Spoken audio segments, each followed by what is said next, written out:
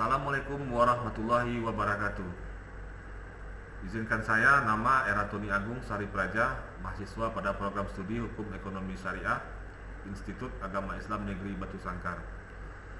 Baiklah, pada kesempatan kali ini saya akan mempresentasikan video pembelajaran mata kuliah metodologi penelitian kuantitatif untuk pertemuan yang kelima.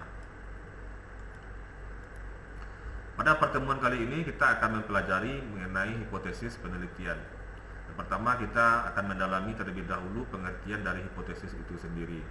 Kemudian yang kedua, kita akan membedakan jenis-jenis hipotesis di dalam melaksanakan sebuah penelitian. Lalu yang ketiga, kita akan mencoba nantinya untuk merumuskan hipotesis penelitian dan merumuskan hipotesis statistik. Lalu yang keempat, nantinya kita akan mencoba untuk mempelajari perbedaan antara penelitian yang menggunakan hipotesis dengan penelitian yang tidak menggunakan hipotesis. Apa itu hipotesis?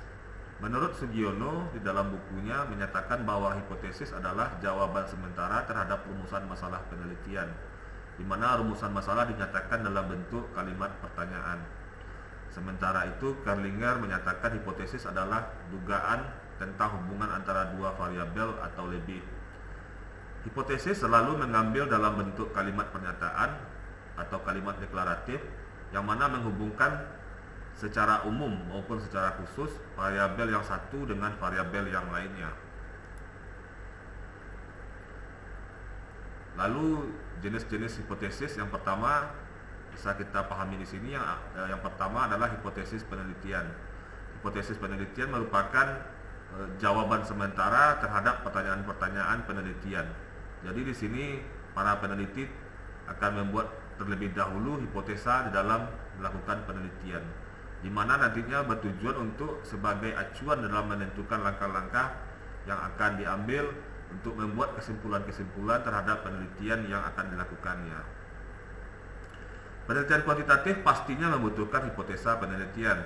Sementara sebaliknya, penelitian kualitatif belum tentu mempunyai hipotesa penelitian. Kalaupun ada dalam penelitian kualitatif, hipotesa yang dibuat adalah hipotesa tentatif atau biasa kita kenal dengan hipotesa kira-kira. Lalu yang kedua, jenis hipotesis statistik. Hipotesis statistik ini adalah pernyataan sementara mengenai keadaan populasi yang sifatnya masih sangat lemah tingkat kebenarannya. Hipotesis ini berbentuk suatu variabel seperti binomial, Poisson, dan normal atau nilai dari suatu parameter seperti mean, varian, standar deviasi, maupun proporsi. Hipotesis statistik ini harus diuji terlebih dahulu karena merupakan bentuk kuantitas agar dapat diterima maupun ditolak. Penelitian dinyatakan dapat diterima jika hasil pengujian membenarkan pernyataannya, sementara sebaliknya akan ditolak jika terjadi penyangkalan dari pernyataan tersebut. Lalu kita akan mencoba mempelajari sebuah rumusan hipotesis penelitian dan hipotesa statistiknya berdasarkan tujuan penelitian. Yang pertama, hipotesis komparatif. Hipotesis komparatif ini dapat diartikan sebagai dugaan atau jawaban sementara terhadap rumusan masalah yang mempertanyakan perbandingan atau komparasi antara dua variabel penelitian. Contoh hipotesis penelitian seperti ini misalnya, tidak ada perbedaan risiko kanker paru-paru antara laki-laki dan perempuan. Kemudian variabel keduanya adalah adanya perbedaan risiko kanker paru-paru antara laki-laki dan perempuan. Itu yang kita maksud dengan hipotesis komparatif. Sementara hipotesis asosiatif adalah dugaan sementara atas rumusan masalah yang mempertanyakan hubungan antara dua variabel penelitian. Rumusannya seperti tidak ada hubungan antara tingkat pendidikan dengan tingkat penghasilan. Kemudian yang kedua, ada hubungan antara tingkat pendidikan dan tingkat penghasilan. Hipotesis statistiknya dapat kita rumuskan seperti H0 berbanding penghasilan lebih besar dari tingkat pendidikan, atau H1 berbanding tingkat pendidikan kecil dari tingkat penghasilan.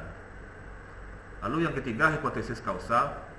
Hipotesis ini dapat kita pahami sebagai jawaban sementara atas rumusan masalah yang mempertanyakan pengaruh faktor prediktor terhadap variabel respon. Contoh rumusan hipotesis penelitian ini, yang pertama H0-nya tidak adanya pengaruh antara laju inflasi dengan pendapatan bruto. Kemudian H1-nya, hipotesis satunya ada pengaruh antara laju inflasi dengan pendapatan bruto. Adapun rumusan hipotesis statistiknya dapat kita lihat seperti berikut. H0 berbanding laju inflasi sama dengan pendapatan bruto. Kemudian H1-nya sama dengan berbanding laju inflasi berpengaruh terhadap pendapatan bruto.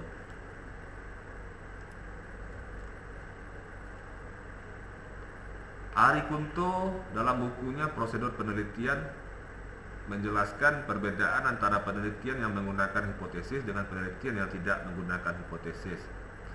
Sebuah pertanyaan pertama yang harus kita jawab terlebih dahulu, apakah semua penelitian harus berhipotesis? Untuk menjawab pertanyaan di atas, kita tidak boleh berpikir pada hal yang benar dan tidak benar secara mutlak. Ada dua alternatif jawaban dan masing-masing mendasarkan diri pada argumentasi yang kuat. Adapun pendapat pertama mengatakan semua penelitian pasti berhipotesis. Artinya semua penelitian pasti memiliki sebuah hipotesis di dalam pelaksanaan penelitiannya. Semua peneliti menentukan jawaban sementara yang akan diuji datanya nanti untuk jawaban dari hasil penelitian tersebut. Hipotesis ini harus ada karena jawaban penelitian juga harus ada, dan butir-butirnya sudah tersebut dalam problematika maupun tujuan penelitian. Pendapat kedua menyatakan hipotesis hanya dibuat jika yang dipermasalahkan menunjukkan hubungan antara dua variabel atau lebih. Jawaban untuk satu variabel yang sifatnya deskriptif tidak perlu dihipotesiskan. Kemudian penelitian eksploratif, jawabannya yang masih sukar dicari dan sulit untuk diduga, tentu juga akan berakibat sukarnya untuk ditebak apa saja atau bahkan tidak mungkin untuk kita lakukan perumusan sebuah hipotesisnya. Nah, berdasarkan pendapat kedua ini, maka mungkin sekali di dalam sebuah penelitian banyak hipotesis tidak sama dengan banyaknya problematika dan tujuan penelitian. Bisa jadi problematika unsur yang pertama dan kedua sifatnya deskriptif tetapi tidak diikuti dengan hipotesis. Tetapi problematika nomor 3 itu bisa kita rumuskan hipotesis penelitiannya. Contohnya, hubungan antara motivasi berprestasi dengan etos kerja pada karyawan kantor A. Problematika pertamanya, seberapa tinggi motivasi berprestasi karyawan kantor A. Ini bisa kita analogikan, tidak dihipotesiskan. Kemudian problematika yang kedua, seberapa tinggi etos kerja karyawan pada kantor A. Ini juga bisa kita tidak rumuskan hipotesisnya. Lalu yang ketiga, apakah ada dan seberapa tinggi hubungan antara motivasi prestasi dengan etos kerja karyawan kantor A? Nah, di sini problematika yang ketiga ini dapat kita rumuskan sebuah hipotesisnya, yang ini ada hubungan yang tinggi antara motivasi berprestasi dengan etos kerja pada karyawan kantor A. Baiklah, kita lanjut ke materi selanjutnya mengenai variabel penelitian. Pada kesempatan kali ini kita akan membahas lebih lanjut mengenai variabel itu sendiri, kemudian jenis-jenis variabel penelitian itu apa, lalu klasifikasi variabel penelitian, dan terakhir mengenai definisi operasional variabel penelitian tersebut. Sugiono menjelaskan variabel penelitian adalah segala sesuatu yang berbentuk apa saja yang ditetapkan oleh peneliti untuk dipelajari sehingga diperoleh informasi tentang hal tersebut. Lalu kemudian kita tarik kesimpulannya. Suharsini Adikunto menjelaskan variabel sebagai objek penelitian atau apa yang menjadi perhatian atas suatu titik perhatian suatu penelitian.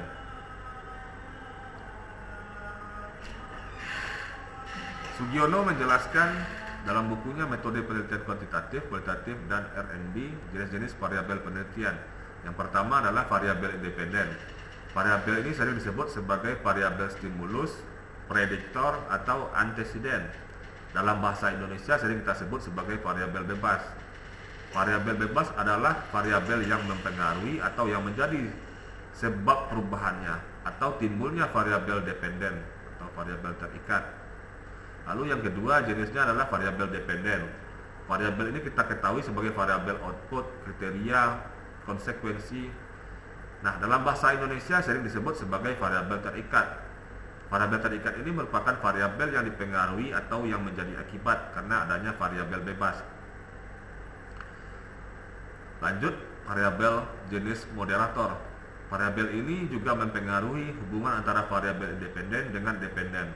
Variabel ini disebut juga sebagai variabel independen kedua. Lalu yang keempat, variabel intervening. Variabel ini secara teoritis mempengaruhi hubungan antara variabel independen dengan dependen menjadi hubungan yang tidak langsung dan tidak dapat diamati dan diukur. Variabel ini merupakan variabel penyela yang terletak di antara variabel independen dan dependen. Sehingga variabel independen tidak langsung mempengaruhi berubahnya atau timbulnya variabel dependen. Variabel yang kelima adalah variabel kontrol, di mana variabel kontrol ini dikendalikan atau dibuat konstan sehingga berpengaruh variabel independen terhadap independen tidak dipengaruhi oleh faktor luar yang tidak diteliti. Variabel kontrol ini sering digunakan untuk melakukan penelitian yang bersifat membandingkan atau komparatif.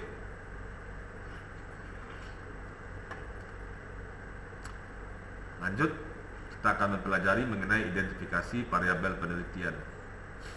Variabel penelitian itu adalah langkah penelitian yang dilakukan oleh peneliti dengan menentukan variabel-variabel yang ada di dalam penelitiannya. Misal ada variabel manipulasi, variabel bebas, variabel independen, lalu variabel respon, variabel dependen atau variabel terikat, dan juga maupun variabel kontrol. Dapat kita contohkan untuk variabel penelitian ini. Contoh yang pertama seperti judul penelitian, pengaruh putusan waris pada Pengadilan Agama Solo terhadap kesejahteraan keluarga. Variabel penelitiannya variabel bebas putusan waris pada Pengadilan Agama Solo. Lalu variabel responnya, variabel terikat adalah kesejahteraan keluarga. Sedangkan yang menjadi variabel kontrol seperti harta warisan atau keluarga.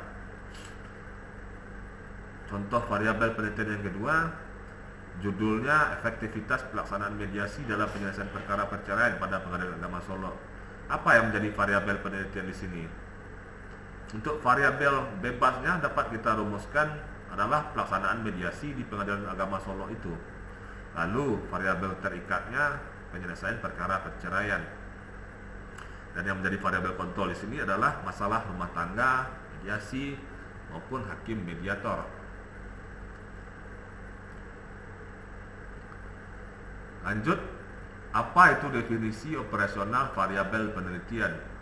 Menurut Sugiono, definisi operasional variabel penelitian adalah penentuan konstruk atau sifat yang akan dipelajari sehingga menjadi variabel yang dapat diukur.